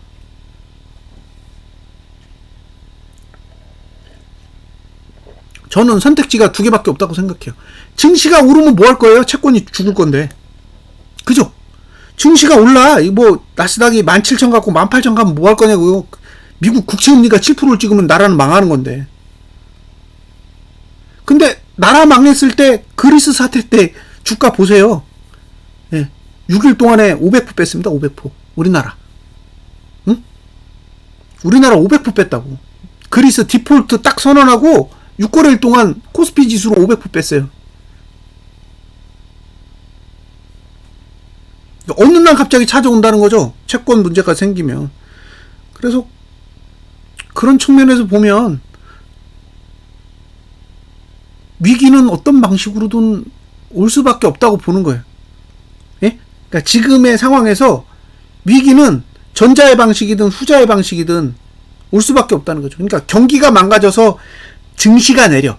경기가 망가지면서 증시가 내리고 채권이 안정화되는, 채권 금리가 안정화되는 하나의 시나리오가 있고, 증시는 오르고 채권이 박살나면서 갑자기 나라가 휘청거리면서 순식간에 내려앉는 케이스가 하나죠. 근데 두 개 다 만족하면서 갈 수 있는 방법은 없는 거죠. 그죠? 증시도 오르고 채권 금리도 내리는 이상적인 상황은 불가능하다는 거예요. 왜? 인플레를 못 잡았기 때문에. 그래서 제 입장은 둘 중에 하나는 올 거라는 거예요. 어느 날 갑자기 폭락하든가 아니면 의도적으로 경기를 죽여서 증시를 빼든가. 둘 중에 하나는 온다. 라는 게 제 개인적인 입장입니다. 이건 이제 제가 나름대로 계속 차트를 보면서 이제 머릿속으로 생각한 거예요. 이건 차트에 있는 정보가 아닌 거죠. 계속 보다 보니까 아, 이런 일들이 벌어질 수도 있겠구나라는 정도의 상상을 하는 거예요. 이제 그 정도 짬밥은 좀 생긴 거죠. TMF, TLT, 그 다음에 뭐 10년 국채, 뭐 영국 거, 미국 거, 뭐 여러 나라 걸 보면서 저는 개인적으로는 중국이 먼저라고 봐요. 중국이 먼저다. 예, 봉이 빨라. 예? 지금 봉의 스피드로 보면 중국이 제일 빨라요. 중국이 제일 빨라. 미국은 아직 멀었어요. 아직 멀었어.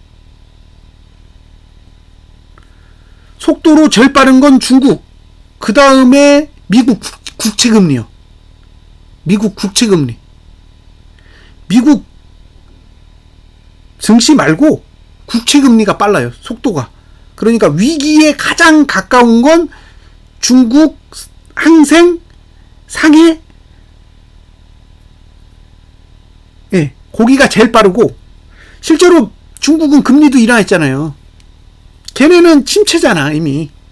예? 그러니까 금리 인하를 하잖아요. 경기가 다 망가져가지고. 거기가 1위. 그 다음에 채권이 2위. 미국 채권 2위. 그 다음에 지금 이제 우리나라랑 미국의 분기봉. 이제 들어가고 있어요. 중국 따라가고 있어. 그러니까 지금 이제 위기의 상황으로 조금씩 한 발 한 발, 예, 걸어가고 있는 거죠. 그래서 이틀 더 지켜봐야 돼요. 어떻게 끝나나. 우리나라 증시는 337.95, 2564.28을 못 넘으면 이제 위기 국면으로 들어가는 거죠. 과거의 역사로 봤을 때는 예, 위기가 터졌어요. 이런 위치에서 위기가 터졌었다는 거죠. 예, 제가 그래서 1929년에서 30년 예? 미국 경제 대공황 때도 이런 구조를 만들었고, 그 다음에 일본 경제가 붕괴될 때 그때도 이런 구조가 있었고, 닷컴 버블 때, 그쵸?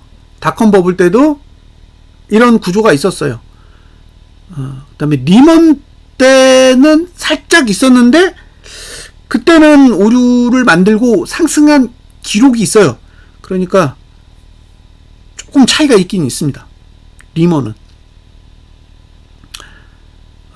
지금 구조랑 가장 가까운 건 닷컴이에요. 예. 지금 구조는 닷컴 버블에 가장 가까워요. 시간적으로. 예? 시간적으로 지금의 환경이랑 거의 비슷한 구조는 닷컴 버블입니다. 이유가 뭐냐면 이런 거예요. 위기가 터지기 전에 10년간 상승했어. 이해되세요? 위기가 발생하기 전에 10년간 증시가 올랐다고. 그리고 위기가 발생하고 10년간 조정을 했어요. 예? 자, 위기가 터지기 전에 10년간 올랐고 위기가 해소되는 10년의 시간이 있어요. 이걸 실제로 제가 차트를 보여드릴게요. 이거 차트 보시면 이해가 되실 거예요. 자, 연봉을 보겠습니다. 연봉. 그 다음에 미국 지수의 나스닥을 보여드릴게요. 나스닥 보이시죠? 예. 그 다음에 불필요한 거 그림은 다 지우고, 자,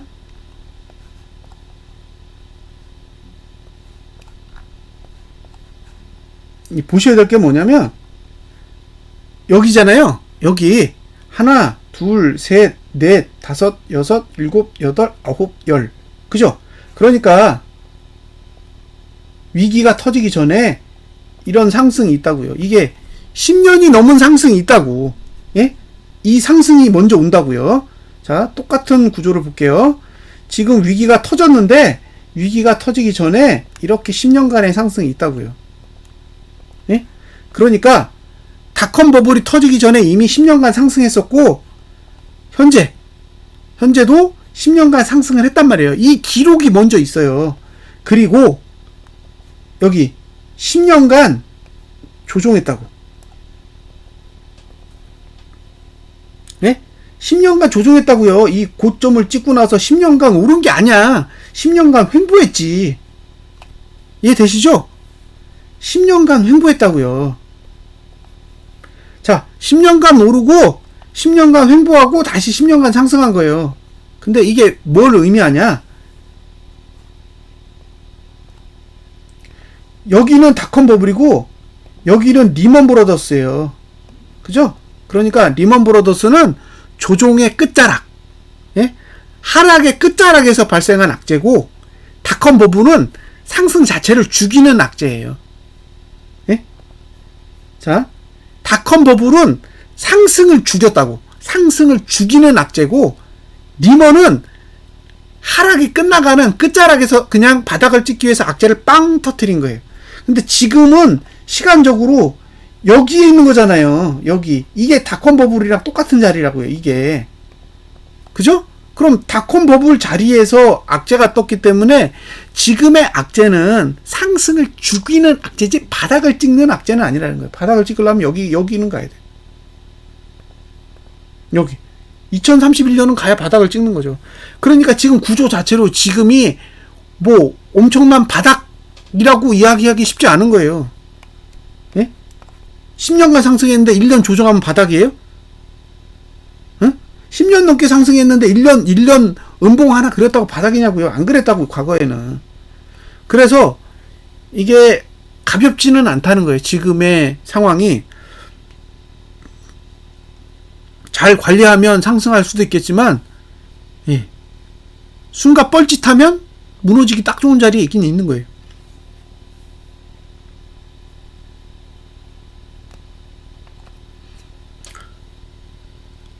전기차, 닷컴 버블이랑 뭐가 달라요? 예?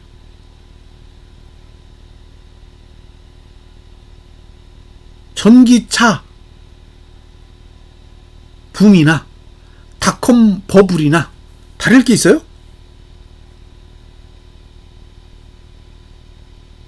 저는 잘 모르겠어요. 왜냐? 내연기관차나 전기차나, 예. 그럼 내연기관차의 시총이요, 커요? 큰가?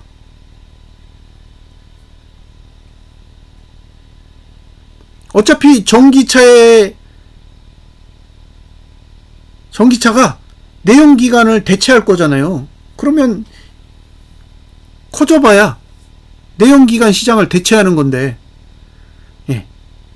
지금 보면 대체도 안 했는데 시총은 더 높잖아요. 그러니까 저는 거품이라고 보는 거예요.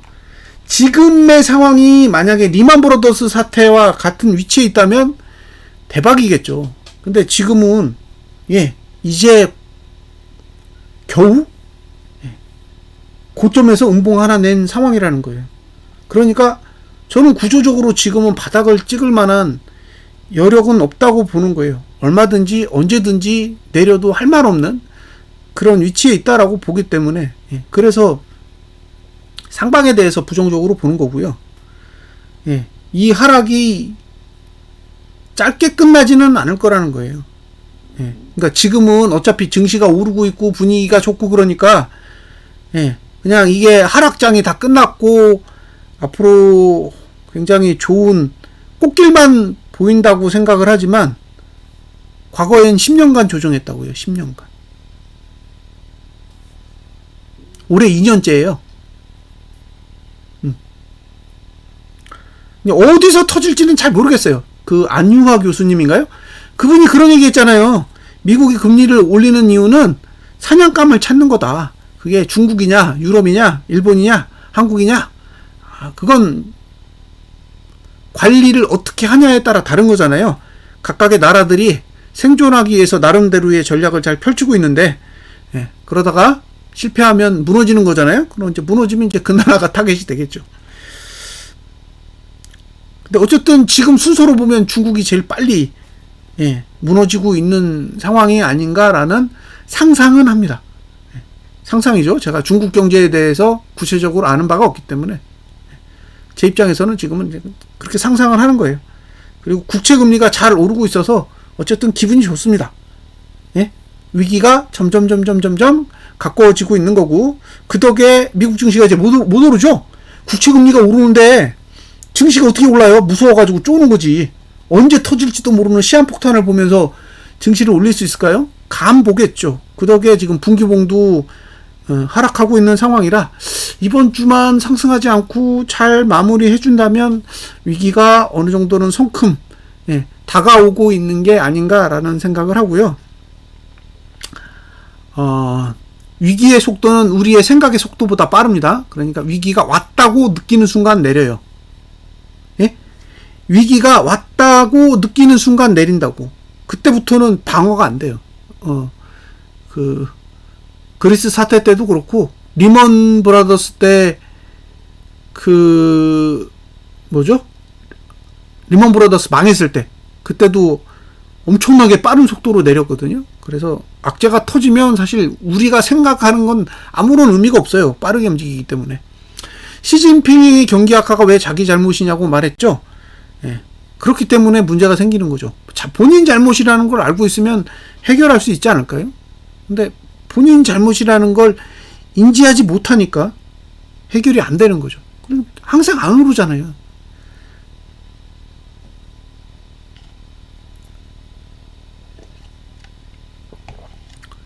우리나라만 보세요. 우리나라만 보면 가장 심각한 건 사실 부동산 가격이 하락하는 게 아니라 가계부채랑 기업 부채랑 국가 부채가 쌓이는 게 문제인 거잖아요. 그러니까 위기의 본질은 부동산의 하락이 아니라 부채의 증가잖아요. 예? 저는 그렇게 생각해요. 지금 위기의 문제는 부채가 문제가 되는 거지 부동산 가격이 문제가 되는 게 아닌데, 자, 금리가 있고요, 부동산이 있고요, 그 다음에 부채가 있잖아요. 예? 근데 부채가 올라가면 금리가 상승할 때 이게 위기로 연결되는 거잖아요. 예? 부채가 많은데 금리를 올리면 이게 폭탄이잖아요. 폭탄. 근데 부동산이 가격이 내린다고 해서 부채가 문제되거나 금리가 문제되는 건 아니라는 거예요. 부동산이 내려서 예, 부채가 커서 망하는 사람은 있겠지. 그건 사람이 망하는 거잖아요. 부채가 많은 사람, 기업이 망하는 거지.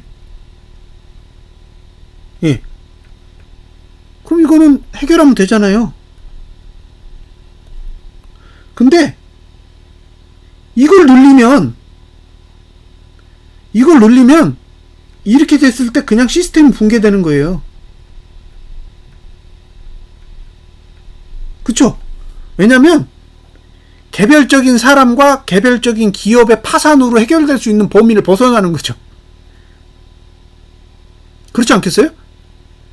얘를 절대적인 값을 넘겨버리면 개별적으로 해결할 수 있는 범주를 넘어서는데 거기다가 금리를 올려봐요. 그럼 그냥 나가 떨어지는 거지.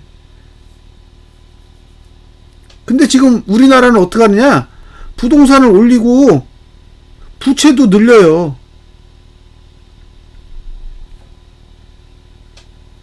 대단한 방법입니다.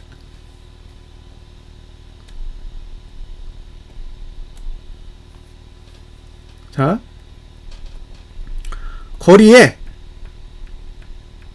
도둑놈이 이렇게 있어요. 예? 이 도둑놈입니다. 이게 도둑놈이 있어요. 얘가 부채예요.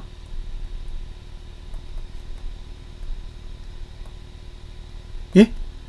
이 도둑놈이 부채라고. 자, 도둑놈을 없애려면 어떻게 해야 돼요? 얘를 잡으면 돼. 그죠? 얘를 잡으면 돼요. 그럼 거리에 도둑놈이 없어져. 즉 부채를 제거해 나가야 된다고요. 부실 자산을 빨리빨리 정리를 해줘야 부채가 사라질 거 아니에요. 터지기 전에 계속 조각조각 잘라내야 돼요. 근데 도둑놈을 늘려요. 이렇게 도둑놈을 늘려요. 즉 부채를 올린다는 거죠. 그럼 어떻게 돼요? 사람들이 거리에서 다 빠져나가. 왜? 여긴 도둑놈이 너무 많아가지고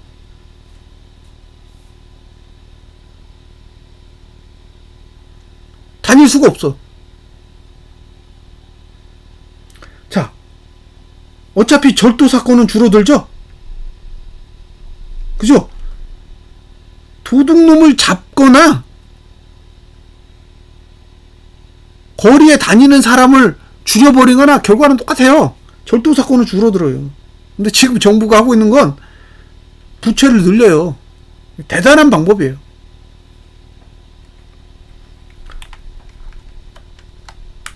예, 나중에 무슨 얘기 하겠어요? 내가 뭘 잘못했냐 그러겠지. 그죠? 내가 뭘 잘못했냐 그럴 거 아니에요. 뭐 시진핑이나 우리나라 정책이나 뭔 차이가 있어요? 왜? 본질적인 문제를 건드리기에는 위험한 거지. 예? 간단한 방법으로 위기를 모면할 수 있는데 본질에 접근하면 접근할수록 다루기 어렵잖아요. 고통도 수반되고. 그러니까 달콤한 방법을 쓸 수밖에 없는 거죠. 결국에는 뭐 미국도 그렇고 유럽도 그렇고 우리나라도 그렇고 중국도 그렇고 다 그렇게 접근하고 있으니까 달콤한 방법으로 다 접근하는 거잖아요. 예? 뒤에서 돈 풀고 다 달콤한 방법이잖아요. 예? 문제 해결 의지는 없고 현상은 잡아야 되니까 뭔가 터지면 계속 돈 가지고 해결하려고 예, 그렇게 하다가 어느 순간 터지면 이제 나락으로 가는 거죠.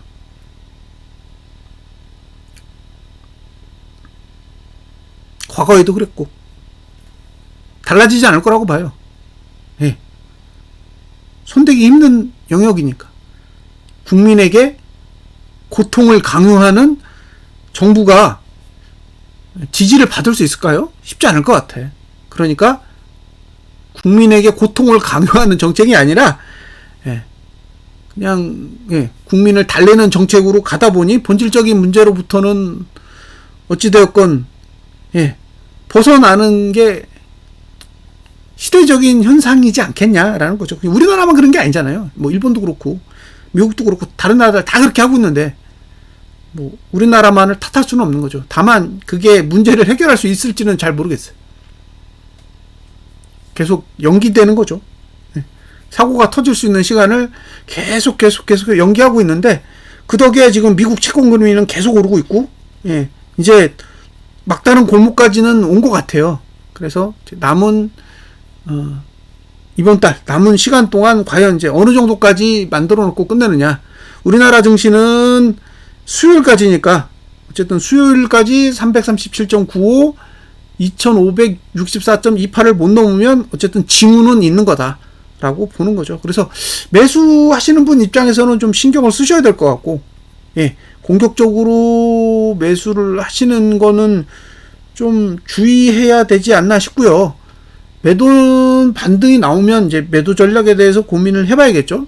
이제 10월 이후로 어쨌든 반등이 나오면 하방을 보는 거에 대해서 조금씩 고려를 해봐야 되는 그런 상황이 오지 않을까 생각합니다. 자, 오늘은 여기까지입니다. 예, 시청해 주셔서 감사하고요. 다음 주는 쉬어요. 추석 명절이라 다음 주는 방송을 쉬고, 그래서 그 다음 주 정도에 다시 찾아뵙도록 하겠습니다. 추석 연휴 잘 보내세요. 감사합니다.